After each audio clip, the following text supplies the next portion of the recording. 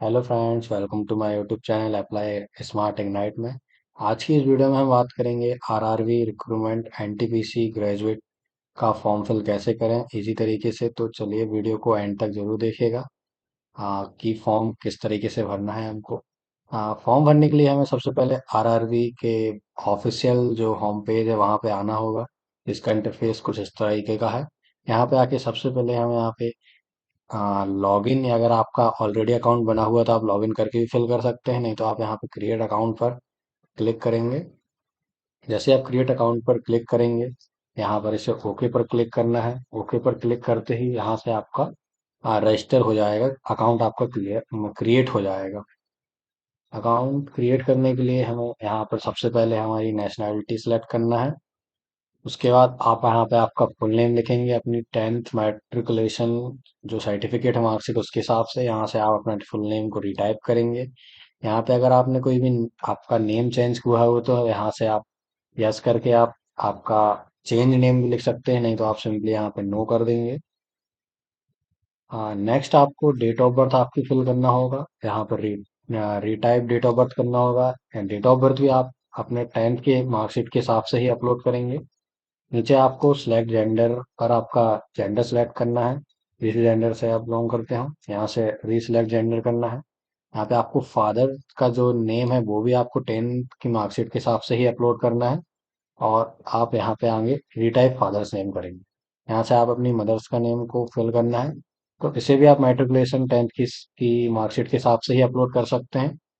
और यहाँ पर रीटाइप मदर्स नेम को करेंगे।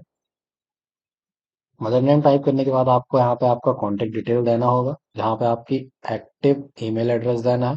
और यहाँ पे जनरेट ईमेल ओटीपी पर क्लिक करना है। जैसे ही आप जनरेट ओटीपी पर क्लिक करेंगे, आपको मेल पे एक ओटीपी प्राप्त होगा, उसे आप यहाँ पे फिल करेंगे। सेम आपको ऐसे ही आपका मोबाइल नंबर यहाँ पर रजिस्टर करना है। यहाँ जनरेट ओटीपी पर क्लिक करना है। जनरेट ओटीपी पर क्लिक करते ही आपको यहाँ पर वैलिड हो जाएगा ओटीपी। ओटीपी वैलिड होने के बाद यहाँ पे आपको verification through digi locker, verification through आधार कार्ड और I do not have Aadhaar card, तीन ऑप्शन दिखाई देंगे। आपको आपके अकाउंट का वेरिफिकेशन करना होगा। तो आप डिजी लॉकर से भी कर सकते हैं। डिजी लॉकर यहाँ पे अगर जैसे आप क्लिक करेंगे तो आपको आप आगे आधार कार्ड लॉगिन करके वहां से वेरिफिकेशन दे सकते हैं, नहीं तो सबसे सिंपल तरीका है यहाँ पे वेरिफिकेशन थ्रू आधार कार्ड का।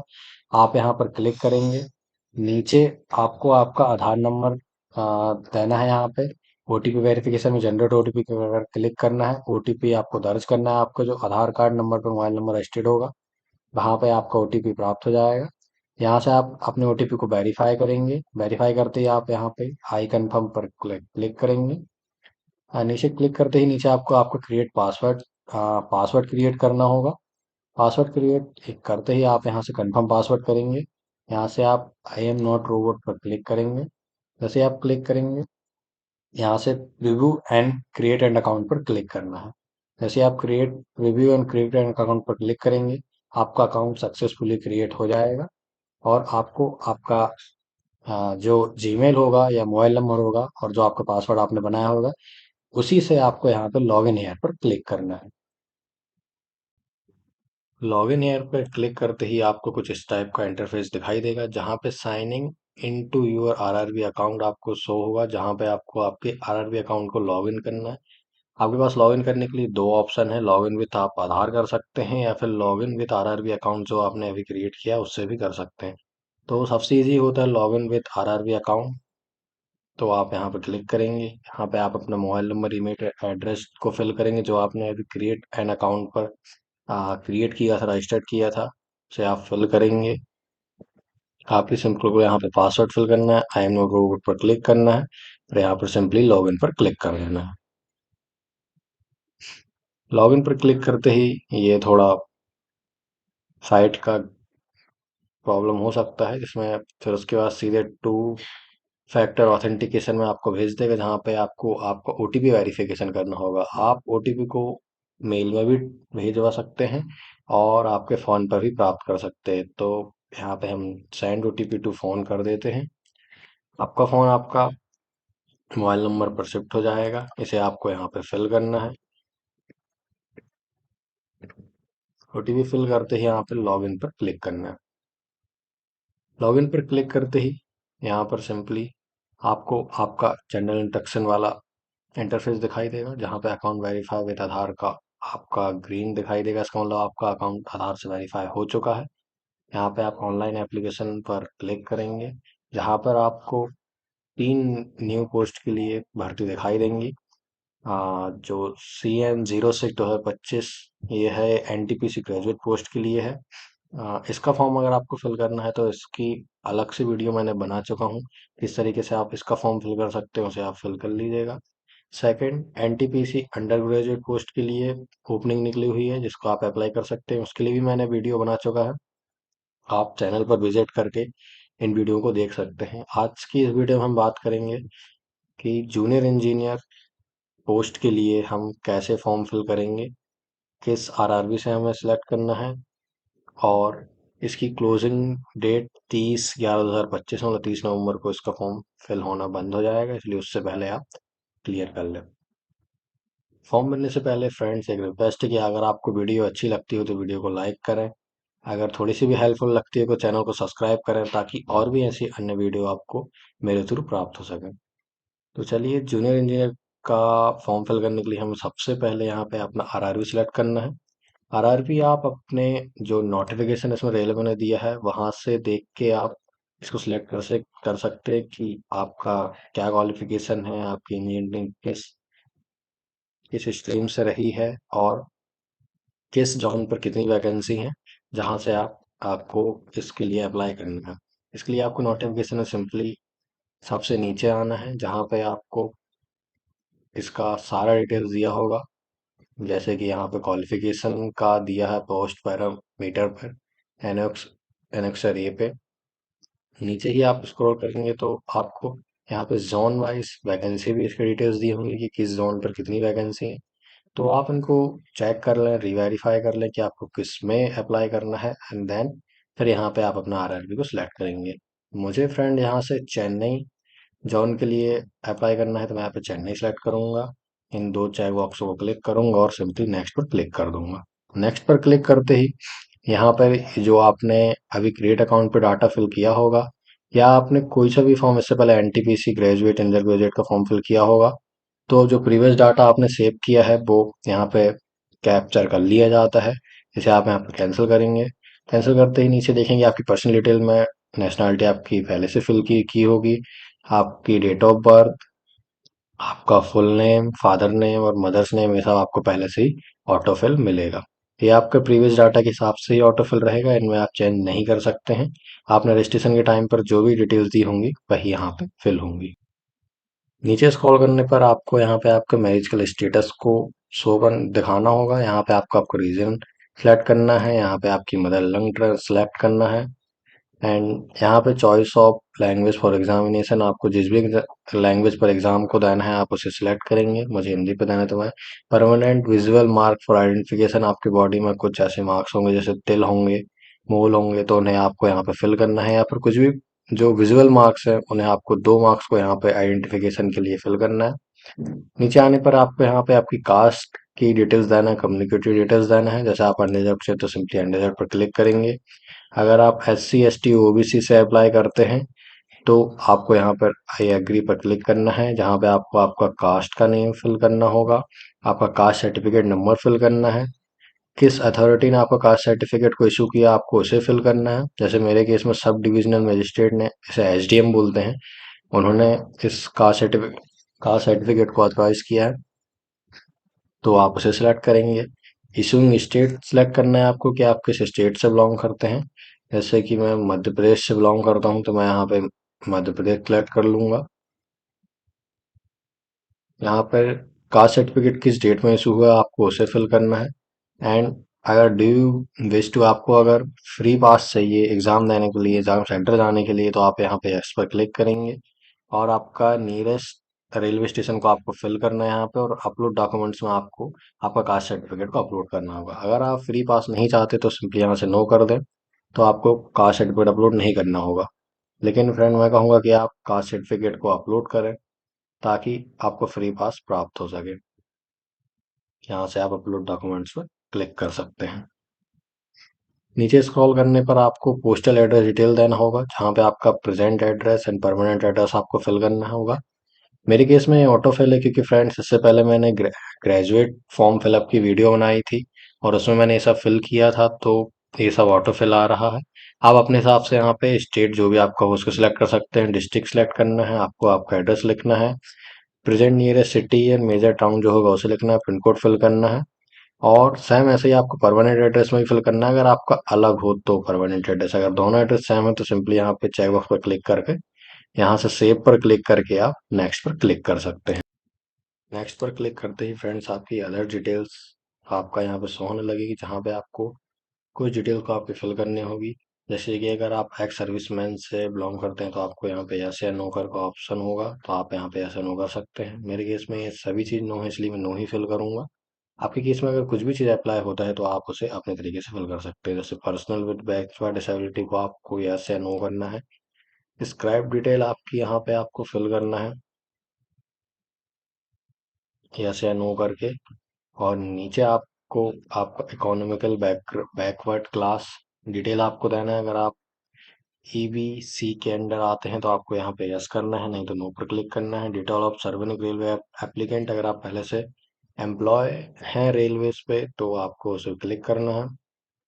नीचे आपको करंट एम्प्लॉयमेंट डिटेल्स को शो होगा, जहाँ पे आप अगर किसी भी गवर्नमेंट सेंट्रल या स्टेट या पीएसयू पब्लिक सेक्टर अंडरटेकिंग्स में काम करते हैं तो आप यहाँ पे हाँ इसका डिटेल्स दे सकते हैं, नहीं तो नॉट एप्लीकेबल में सिंपली क्लिक करके आप नीचे स्क्रॉल कर सकते हैं। नीचे स्क्रॉल करते ही नीचे आपको bank detail for refund of fee के लिए आपको आपका बैंक का जो है वो आपको होल्डर नेम आपका देना होगा, रिफंड बैंक अकाउंट नंबर देना है, कंफर्म अकाउंट नंबर करना है, आईएफसी कोड देना है। जैसे आप आईएफसी कोड को यहाँ से कंफर्म करेंगे आपका बैंक नेम और रिफंड बैंक एड्रेस का डिटेल्स आ जाएगा। फ्रेंड्स मैं आपको एक सलाह देना चाहता हूँ कि आप ये बैंक डिटेल्स आपकी खुद की पर्सनल दें, ताकि आपका जो फीस रिफंड है वो आपके ही अकाउंट पर हो सके। नहीं तो आप अगर इसे दूसरे का देंगे तो आप CBT 1 के बाद जो भी फीस रिफंड आपकी होना है वो दूसरे के अकाउंट में चली जाएगी, इसलिए प्लीज आप अपना ही अकाउंट नंबर यहाँ पे देंगे। यहाँ पर सिंपली सेव पर क्लिक करेंगे और नेक्स्ट पर क्लिक कर देंगे। नेक्स्ट पर क्लिक करते ही डाटा सेव हो जाएगा एंड देन हमें नेक्स्ट पेज पर इंटरप्रेट कर दिया जाएगा। नेक्स्ट पर क्लिक करते ही आपको यहाँ पे आपकी एजुकेशनल क्वालिफिकेशन देना होगा, जो कि मैंने पहले ही बता दिया है कि आप एडवर्टाइजमेंट में जाकर आप देख सकते हैं। जो भी आपकी क्वालिफिकेशन होगी, जिस भी पोस्ट के लिए होगी, उसे आपको अप्लाई करना है वो आप यहाँ पर दे सकते हैं। मेरे केस में अभी मैंने ग्रेजुएट का फॉर्म फिल किया था, इसलिए मेरा 10th का जो मैट्रिकुलेशन का डिटेल्स है वो ऑलरेडी फिल अप है।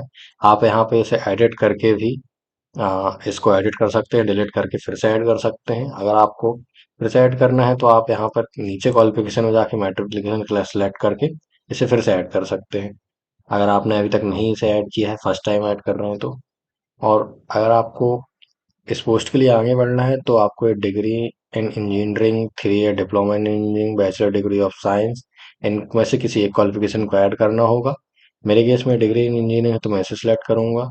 सब्जेक्ट या डिसिप्लिन सेलेक्ट करूंगा, जो भी आपका सब्जेक्ट रहा हो उसे आपको सिलेक्ट करना है। नीचे आपने किस स्टेट से कंप्लीट किया है वो सिलेक्ट करना है, किस डिस्ट्रिक्ट में सिलेक्ट किया है, नेम ऑफ कॉलेज यूनिवर्सिटी आपको फिल करना है। आप अपने कॉलेज का नाम भी दे सकते हो और यूनिवर्सिटी का नाम भी दे सकते हैं। यहाँ पे डेट ऑफ पासिंग आपको फिल करना है, किस डेट में आपने पास किया। आपका परसेंटेज आपको फिल करना है, जो कि CGP से आपका जो मल्टीप्लाइंग फैक्टर होगा आपकी यूनिवर्सिटी से, उसे आप फिल करेंगे और सिंपली यहाँ पे ऐड पर क्लिक करेंगे और देन नेक्स्ट पर क्लिक कर देंगे। नेक्स्ट पर क्लिक करते ही ये आपको यहाँ पे अपलोड प्रोफाइल डॉक्यूमेंट्स पर भेज देगा, जहाँ पे आपको आपका passport size photo live capture करना है एंड आपका एप्लीकेंट का जो सिग्नेचर है उसे कैप्चर करना है। हाँ, सर्वप्रथम फोटो को कैप्चर करने के लिए हमें यहाँ पर लाइव कैप्चर पर क्लिक करना होगा, अगर आप इसे लैपटॉप से फिल करते हैं तो। अगर आप इसे मोबाइल से फिल कर रहे हैं अपने फॉर्म को तो कैप्चर लाइव इमेज फॉर्म पर आप क्लिक करेंगे, देन QR जनरेट होगा और उसे आप अपने फ़ोन पर लॉग इन करके कर सकते हैं। और सेम ऐसे ही आपको यहाँ पे आपकी सिग्नेचर को अपलोड करना है, जो कि 30 KB से 49 KB के बीच में होनी चाहिए। नीचे स्पेसिफिक क्वालिफिकेशन फॉर फोटोग्राफ में लिखा हुआ है non white clothing and white background होना चाहिए। आपको आपके आई को 2 बार फ्लिप करना है, जिससे आपका जो फोटो है वो अच्छे से फॉर्म फिल हो जाए। और यहाँ पर sample of few creditable photos भी दी हैं जो रिजेक्ट हो सकती है अगर आप इस टाइप के कुछ अपलोड करेंगे तो। सिंपली यहाँ पे ये जो राइट का क्लिक लगा हुआ है, इस टाइप की ही फोटो अपलोड करना है। तो फोटो के लिए आप बहुत ध्यान से अपलोड करेंगे, क्योंकि ये रेलवे में सबसे ज़्यादा फोटो और सिग्नेचर का ही आ, के कारण ही फॉर्म रिजेक्ट होता है, इसलिए आप इसे बड़े ध्यान से ही फॉर्म फिल करें। चलिए, इसे हमें आप capture live image form form पर क्लिक करेंगे, क्योंकि मुझे भी फ़ोन से फोटो को कैप्चर करना है। और यहाँ पे क्यूआर जनरेट हो जाएगा, इस क्यूआर को मैं अपने फ़ोन पर स्कैन करूँगा, देन लॉगिन करूँगा और फोटो को अपलोड कर दूंगा। फोटो अपलोड करने के बाद मुझे यहाँ पे सिग्नेचर अपलोड करना होगा। फोटो एंड सिग्नेचर अपलोड करने के बाद आपको यहाँ पे चेक बॉक्स पर क्लिक करना है एंड देन नेक्स्ट पर क्लिक कर देना है। नेक्स्ट पर क्लिक करते ही आपका profile photo and signature upload successfully का मैसेज आएगा। नीचे आपको यहाँ पे पोस्ट प्रेफरेंस देना होगा, जिस भी आरआरबी के लिए आपने सेलेक्ट किया है, और जो भी आपने आपकी इंजीनियरिंग को डिग्री को ऐड किया है उसके हिसाब से आपको आ, यहाँ पे जॉन और पोस्ट आपको सिलेक्ट करने का ऑप्शन देगा। यहाँ पे आप इस पोस्ट को ऐड टू क्लिक करके यहाँ पे क्लिक कर सकते हैं। अगर आप इसका यहाँ पे ऊपर नीचे करना चाहते हैं तो आप इसे फिर से यहाँ पर नीचे ऊपर करके भी इस प्रेफरेंस को दे सकते हैं। प्रेफरेंस देना बहुत ज़रूरी है फ्रेंड्स, अगर आप प्रेफरेंस नहीं देंगे तो आपको काफ़ी दिक्कत होने वाली है। अगर जिस जिस प्रेफरेंस आपने पहले दे दिया उसमें वैकेंसी नहीं है तो उसमें आपका शायद कट ऑफ भी क्लियर ना हो। इसलिए प्रेफरेंस देते समय आप बिल्कुल नोटिफिकेशन पढ़ के ही आप प्रेफरेंस दें कि आप किस पोस्ट के लिए कहाँ से अप्लाई कर रहे हैं और वहाँ पर कितनी वैकेंसी है, एंड देन उस चीज़ को प्रेफरेंस दें। यहाँ से I have exercise and check my order preference for the post I am interested to apply, इस पर क्लिक करना है। नीचे सेलेक्ट एलिजिबल एग्जाम ग्रुप पर आपको क्लिक करना है। सिलेक्ट एग्जाम ग्रुप करना है आपको, जिस भी आपको एग्ज़ाम देना है, जिस भी पोस्ट है उसे आप एग्ज़ाम को यहाँ सेलेक्ट करेंगे।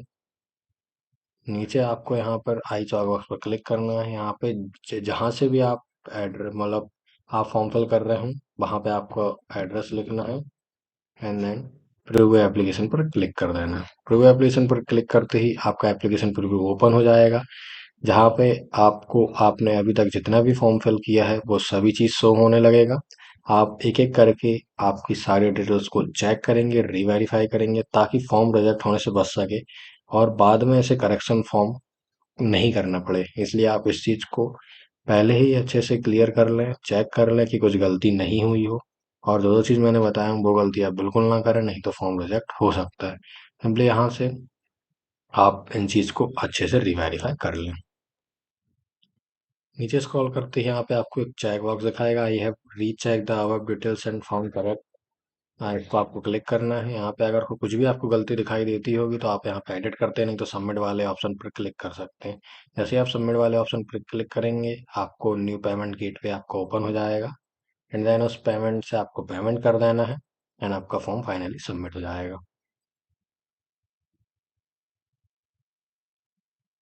फॉर्म सबमिट होने के बाद आपको आपका एप्लीकेशन नंबर मिल जाएगा, जिसे आपको डाउनलोड करके रख लेना है। और इसी तरीके से आप और भी सिंपली तरीके से इजी तरीके से फॉर्म को फिल कर सकते हैं, अगर आप मेरे यूट्यूब चैनल को फॉलो करते हैं, सब्सक्राइब करते हैं एंड वीडियो को लाइक करते हैं और दोस्तों के साथ शेयर करते हैं, तो आपको और भी ऐसी मोर डिटेल्स मैं आपको प्रोवाइड करूँगा। तो प्लीज़ चैनल को सब्सक्राइब करें, वीडियो को लाइक करें। Thank you. जय हिंद।